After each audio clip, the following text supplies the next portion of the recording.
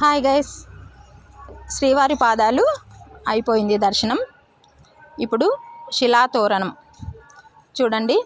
శిలాతోరణం దగ్గర వచ్చాము, వెళ్తున్నాము. శిలాతోరణం అంటే ఎలా ఉంటుందో నేనైతే ఇప్పటివరకు చూడలేదు. ఇక్కడ కానీ జ్యూసులు అవి బాగానే అమ్ముతున్నారు, ఎందుకంటే ఎండ ఉంది కాబట్టి. శిలాతోరణం శిల్ప ఉద్యానవనము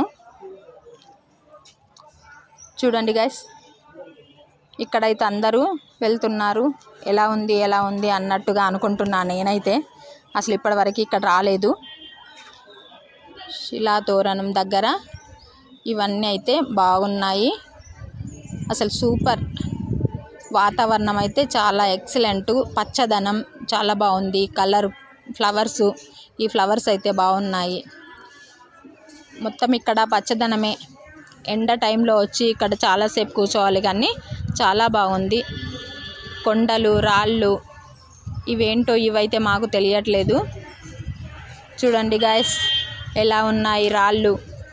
పైనకి పెద్దగా వెళ్తున్నారు. జనాలైతే ఉన్నారు చాలానే. నాకైతే ఇక్కడ వాతావరణం చాలా నచ్చింది. ఇంకా కాసేపు ఉన్నా కానీ బాగుంటుందని అనిపిస్తుంది. శిలాతోరణం ఇదే చూడండి గైస్. శిలాతోరణము అంటే ఇదే. ఇటు పక్కన అటు పక్కన ఇట్లా రౌతులు ఉన్నాయి. మధ్యలో తోరణం లాగా ఇట్లా సన్నగా ఉంది కదా, అదే తోరణము. ఈ పెద్ద పెద్ద బండలే సైడ్లు, మధ్యలో చిన్నగా వచ్చింది తోరణం. చూడండి గైస్, శిలాతోరణం అంటే ఇదే.